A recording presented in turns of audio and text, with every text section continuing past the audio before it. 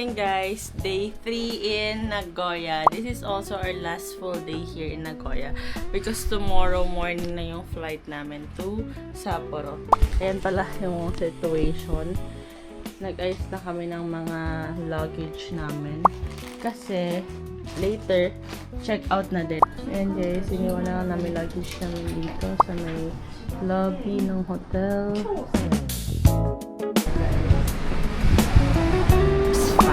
Lamig pa din.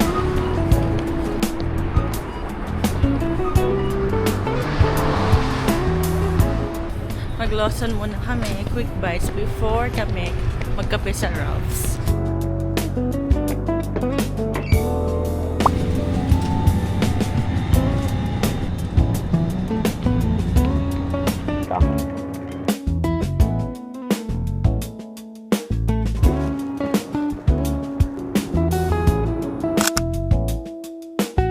Guys, nagsuot na ako ng gloves kasi ang lamig. Tapos, ayun yung pupuntahan namin sa Ralph's Coffee.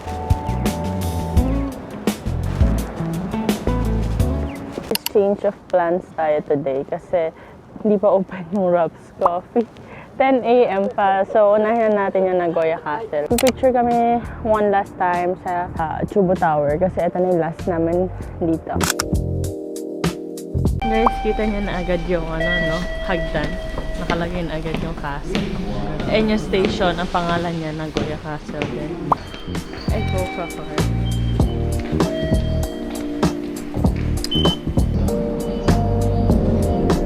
Ayan na yung entrance sa castle. As you can see there, it says Nagoya Castle. Madami siyang entrance, hindi lang ito.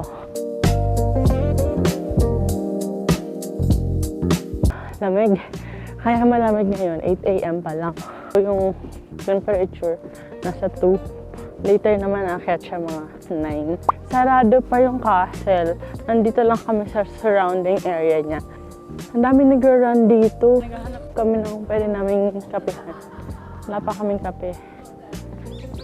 Napunta kami guys sa neighborhood dito sa likod ng Nagoya Castle. Naghahanap kasi kami ng Family Mart. And look, sobrang chill. Halos wala pang tao sa labas. Grabe. DJ bumili utang sa amin Chiki. Ako bumili akong dorayaki.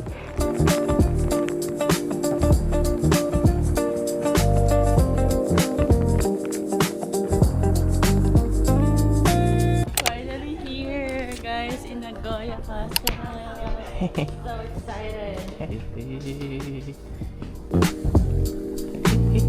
Mas gusto ko yung dito. Sobrang chill lang. Souvenir shop. Ano ako ng cute na restaurant.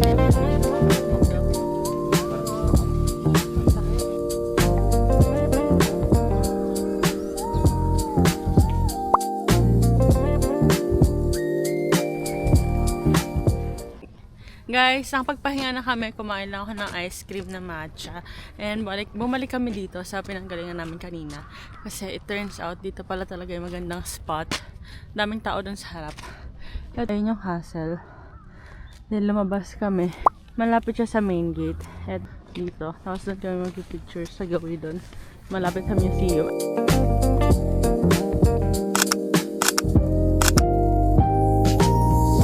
Papunta na kami doon sa station ulit. Kakain na kami ng lunch at Momote. 11:30 yung reservation namin. So hopefully, hindi kami mag-eat. Hi, Nagoya Castle. Guys, we're here na sa may Momote.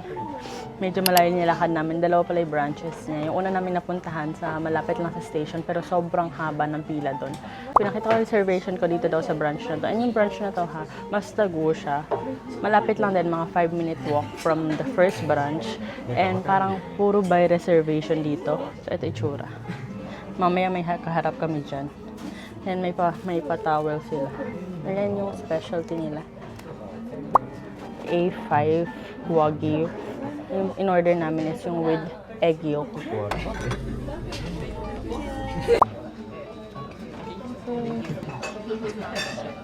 Napanood na rin naman sa YouTube paano kainin. Papakita na lang namin sa inyo paano.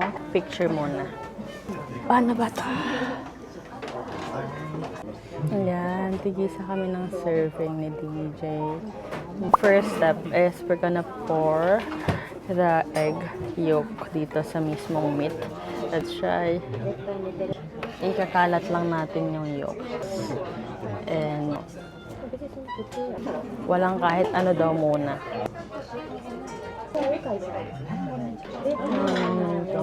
Yung Wagyu beef, sobrang lambot. Parang hindi nga siya meat, sobrang lambot niya kasi, no? Yung yolk niya itself, ang high quality din. Try natin tong soup. Second part na tayo. Kukuha ka ulit ng portion ng meat and rice. Meron. This time daw, mag-a-add na tayo. Spring onion, nori, and konting wasabi. Dagdagan pa natin wasabi.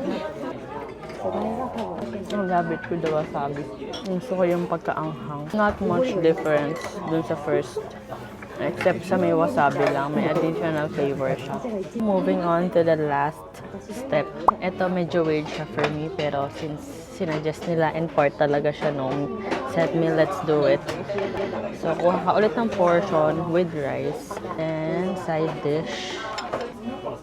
Lagyan natin ng wasabi. May kasama kasi siyang broth, babe. Lalagyan daw natin siya ng broth.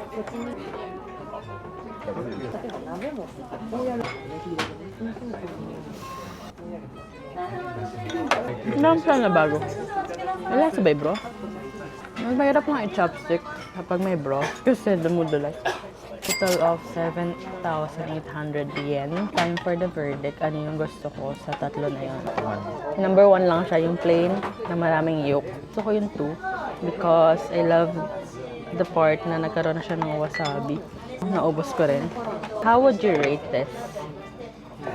What? 10 out of 10? Siguro ako mga 10 out of 10.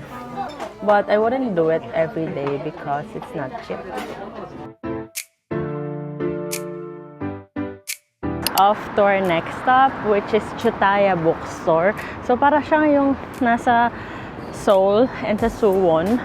Ano ang name nun? Starfield. Oh, wow! Masatanda niya, Starfield Library dun sa may Suwon and Seoul. And malapit din siya sa Noritake Garden. So, yun yung next natin. No pets allowed. Bawal si Bazi dito. And daan muna kami sa Noritake Garden. Diretso kami dun sa Aeon Mall. Kasi nasa Aeon Mall pala yung Chutaya Bookstore. Yan.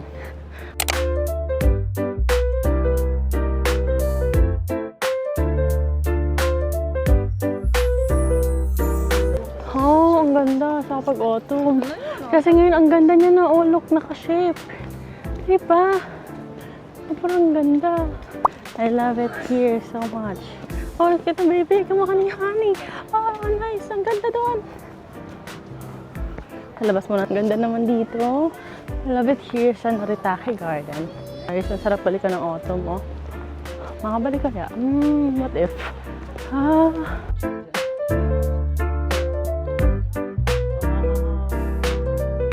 Pasok sa Aeon Mall, kita niya na agad siya. Ayun na siya. Chutaya Bookstore. Yes, yun wala naintindihan yung mga Japanese books. Super quick lang natin dito.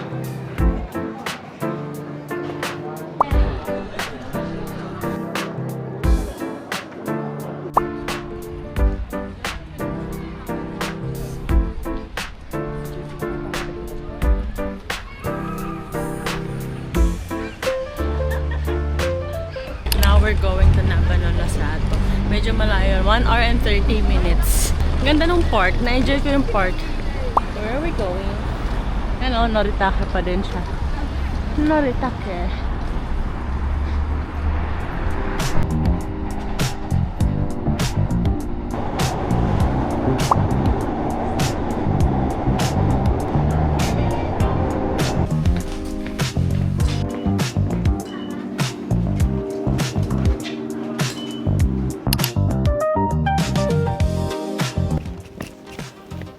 Nakababa na kami, guys.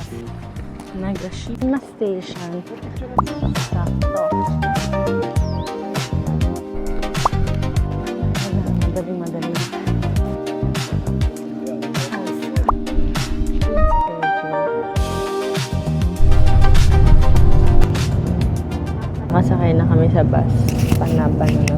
to.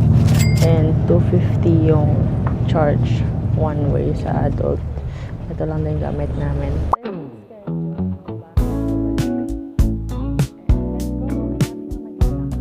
Valentine's Day pala today. Happy Valentine's Day! Kita niya yan, ang dami may ganda. Ay, nauna na sila. Nabala na Sato. Here we are!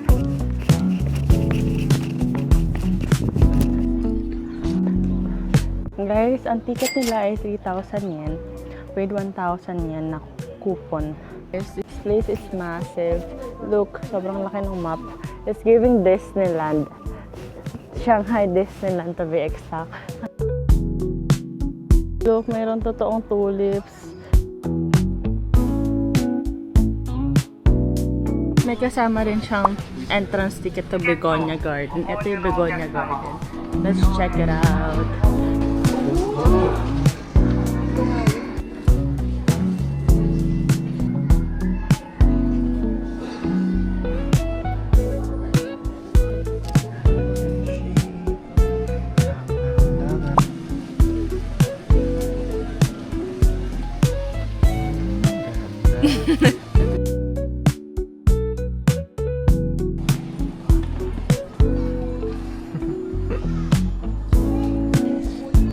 Are eating. Gelato, strawberry. Sarap. What are you doing? Guys, ito kami kakain sa may tonkotsu. Nakita na namin to kanina. It's currently 5, so para before 6 yung elimination, nakakain na kami. 2,000 yen. Ito gusto ko. Pabalik tayo sa left, tapos gitna, tapos left, tapos pabalik. Lord, thank you for the food. Thank you so much. Ang dami namin food tonight. Itadakimasu.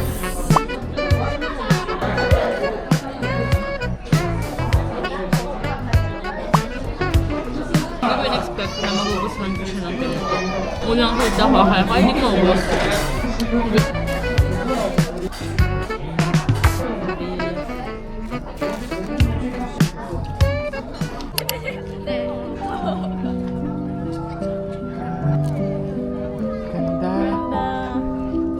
Ilaw na sila.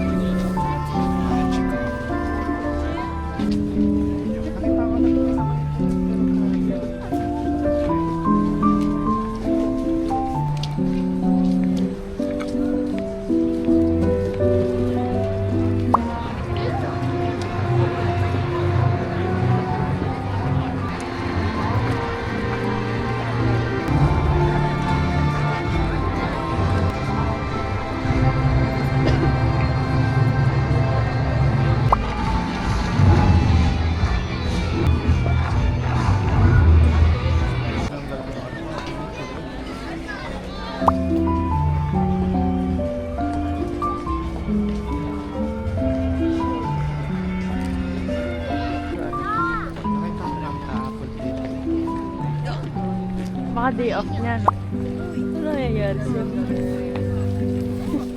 Guys, paalis na kami. Bigyan niyo po kami ng energy for more energy.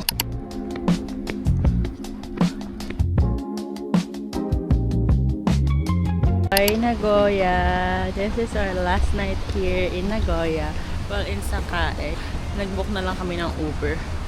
Pero dito pick up point sa Nagoya Tokyo Hotel. Ito siya, oh. How much? 2,900 yen. Papunta lang tong Kanayama Station para doon na kami sasakay ng Meitetsu.